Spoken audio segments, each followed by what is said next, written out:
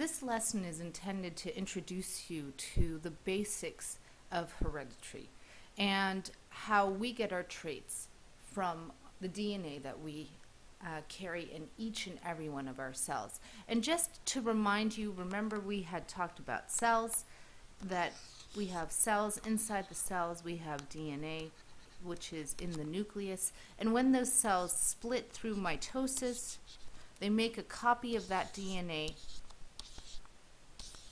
so that we have the exact DNA in every one of our cells, and this is happening through mitosis.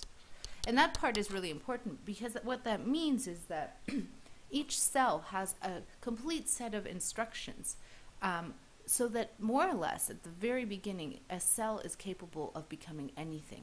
It could become your skin cell, it could become a bone cell, because it contains the same information as every one of your cells in your body and is capable of making any sort of protein. So that brings up the point of proteins. The central dogma is that all of the traits we have, our skin color, our eye color, whether or not we have two arms or whether or not we have feathers versus skin, all of those are called traits. And these traits are all determined by proteins. And in some cases, one trait is determined by one protein. Other times you have one trait determined by hundreds or thousands, and even sometimes millions of proteins. So it depends on the trait. And those proteins get their shape and structure and all the information of what they need to do with the help of mRNA. And mRNA gets all of its information from the DNA we have in these nuclei. So that means that essentially everything about you, everything about how you look, and people are discovering even of how you act, can all be traced back to what DNA you have in your cells. So let's take a look at this DNA. So here I have a chromosome. It hasn't replicated, so it's sort of just this glob of DNA right here.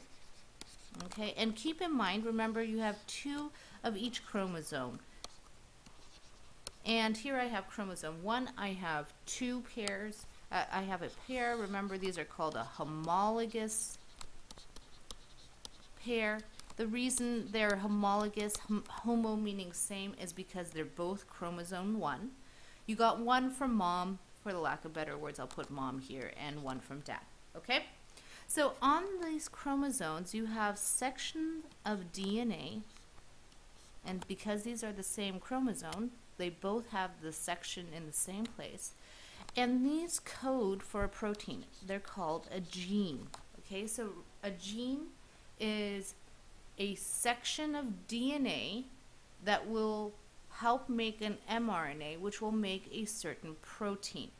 So in the case of our tongue rolling, I can roll my tongue. I have in my DNA a piece, or better said, I have in my chromosome a piece of DNA that creates mRNA which will help create a protein that allows me to roll my tongue. So I can say I have the tongue rolling gene. In other words, I have the tongue rolling DNA. And that protein, eventually, when that protein is produced thanks to the information the DNA has, gives me the trait of being able to roll my tongue. All right. Each of these genes is sometimes given a letter. So I will give the letter big R to the trait of tongue rolling. So that means if I have two big R's, I got a big R from my mom and a big R from my dad. That is, in other words, where I can say I have two alleles. All right, those are the letters that we use to identify traits. They're letters used to identify traits. I could also have gotten big R, little r. So maybe my mom gave me the big R, my dad gave me the little r, okay? Or I could have little r, little r. So what do these things all mean? what they mean are, let's get a couple of terms. So I'm going to erase that two alleles part so we can actually identify them. All of these things are called a genotype. All right, so I'll put that on top. Let's put it up here. So a genotype, there we go. A genotype is more or less what sort of alleles do you have. So I'll say it again, a genotype is what sort of alleles do you have? And then these alleles will code for a certain trait.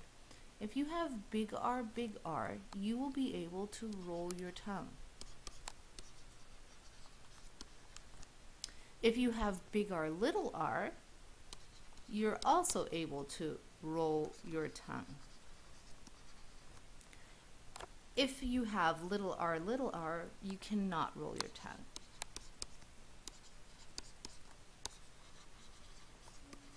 These traits that are more common, often, not always, but the ones that have the big R allele are called dominant traits.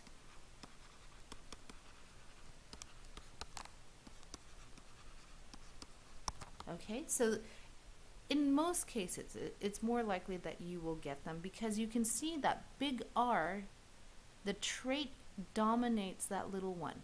That big R is for rolling tongues, little r is for not rolling tongues. And we can put that up here just as a reminder. So whenever you see big R, that means that it's a can roll tongues,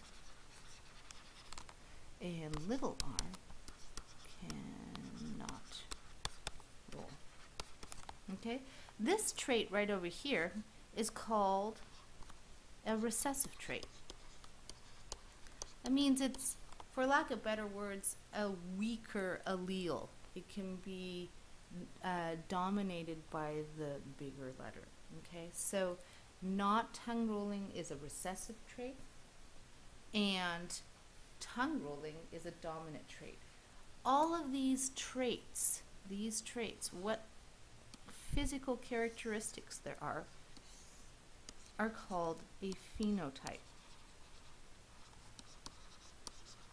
Okay, so we got, of course, as always, a lot of vocabulary here.